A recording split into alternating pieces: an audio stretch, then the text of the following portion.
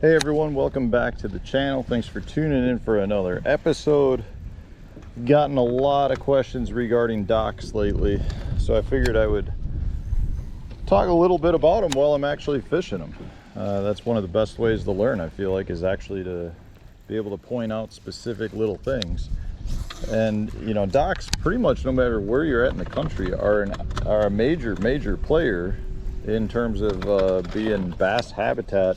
Not just bass, but pretty much all game fish. You know, you could have a dock that's over 100 feet of water, and you could have a dock that's in 6 inches of water, and they both could hold bass.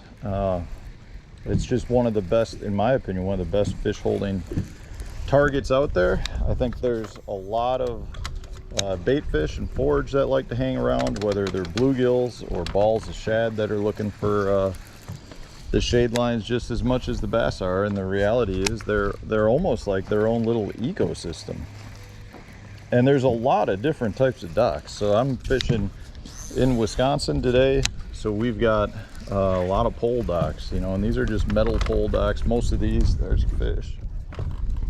That's a nice fish.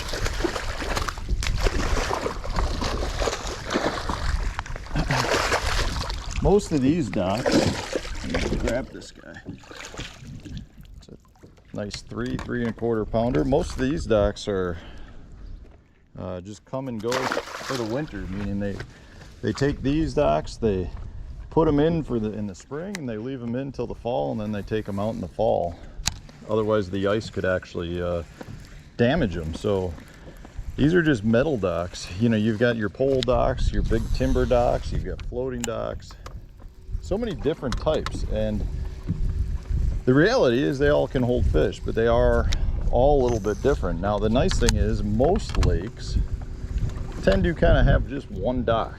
You know, like I said, this lake is more metal docks. If you happen to be on a lake that's got a lot of fluctuation, you start talking about your floating docks, just because they go up and down with the water levels. The thing is, they all basically act the same. You know, if you've got your poles or you got cables that are holding the floating docks in place, they all just provide different types of ambush. So there's a lot of things though that you want to pay attention to anytime you're fishing them. And the first is always where your shade line is. You know, I can't tell you how often I see anglers come and fish a dock, and they just don't even fish the prime spot. They're throwing along the side of it because it's the easy cast to make, but the shade line's on the complete opposite side of the dock.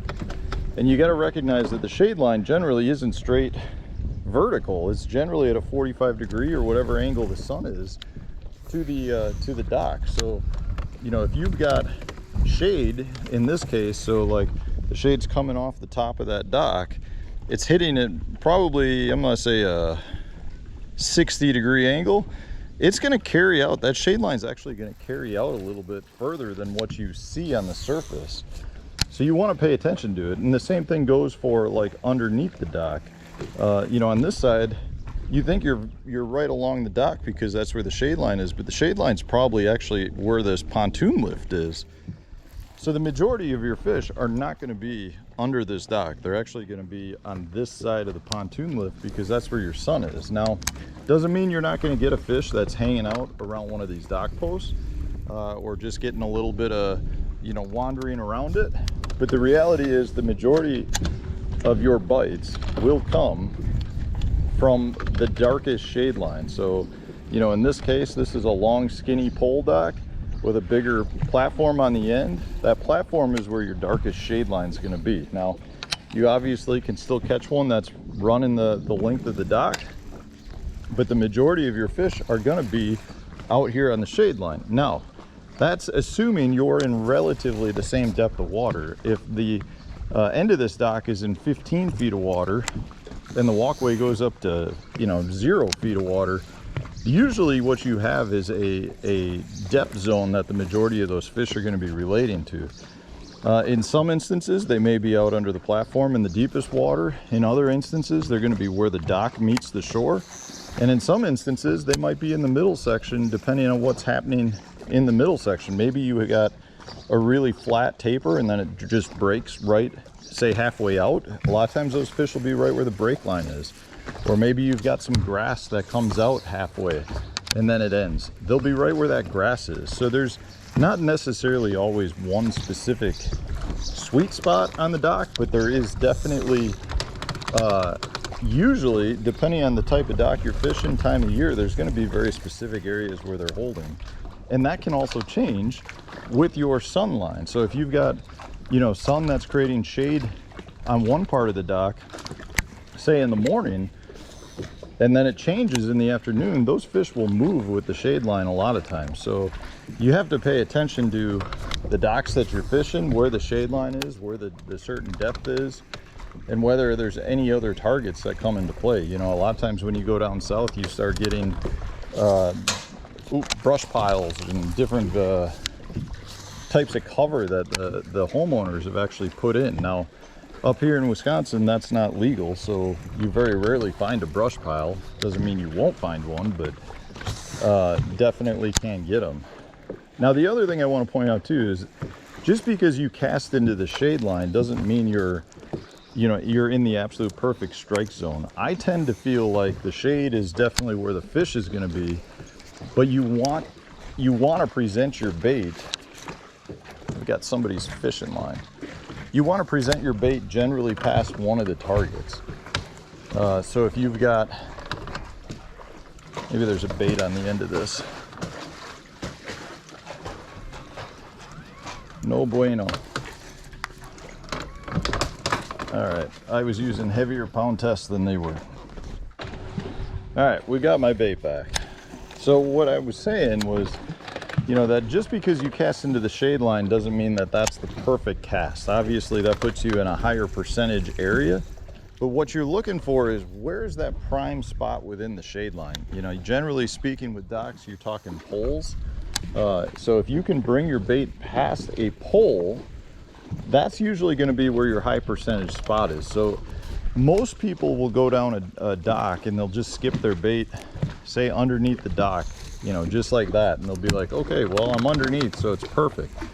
You really want to try to clink your bait off a dock post or bring it as close to a dock post as possible, because those fish generally are using that dock post as some form of you know, ambush location. You know, a lot of times it's kind of like the ostrich. I feel like ostrich puts their head in a hole and they think they're hiding. I think bass do the same thing a lot of times. They'll just block their eyes, and their back end will be sticking out, but their eyes will be sitting behind a post.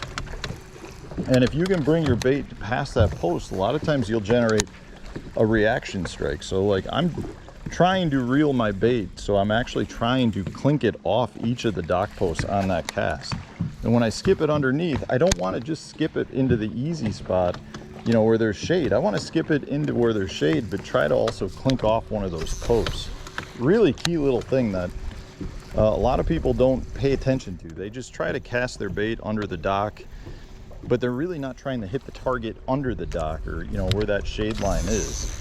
And that's just one of those things that I think separates a lot of the best dock fishermen, because they're doing things to generate strikes underneath that dock versus most other people that are just retrieving their bait or trying to just cast under the dock. You know, that's hard enough for most people, let alone to try to concentrate once you're under the dock is to, you know, clinking it off an object.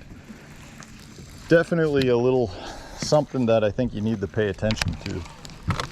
You know, from a bait standpoint, I would really say anything you're comfortable casting up and around the docks that's going to come through the docks relatively clean is what you're looking for. You know, topwater baits can be great, assuming the depth of the dock isn't too deep. A vibrating jig, a swim jig. Swim jig's one of my favorites. A vibrating jig's one of my favorites, although you've got the exposed hook, which can lead to some headaches. Obviously, you've got wacky rigs that are probably the overall fan favorite for fishing docks.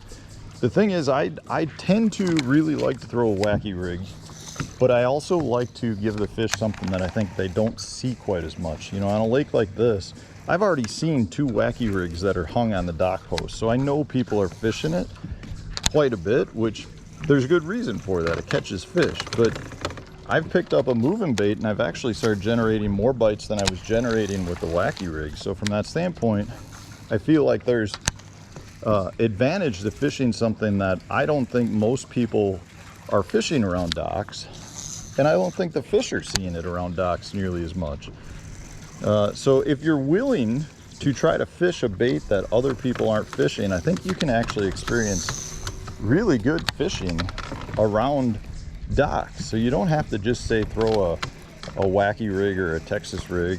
I mean, obviously those are great baits, but if you're confident enough to skip a moving bait, go for it. You know, a crankbait actually can be an excellent bait, especially if you have clean bottom or clean dock posts. That's one of those things that not many people will do, but if you're willing to do it, you can generate a lot of bites. And here's another little tip that I just thought of, or it's something I pay attention to quite a bit.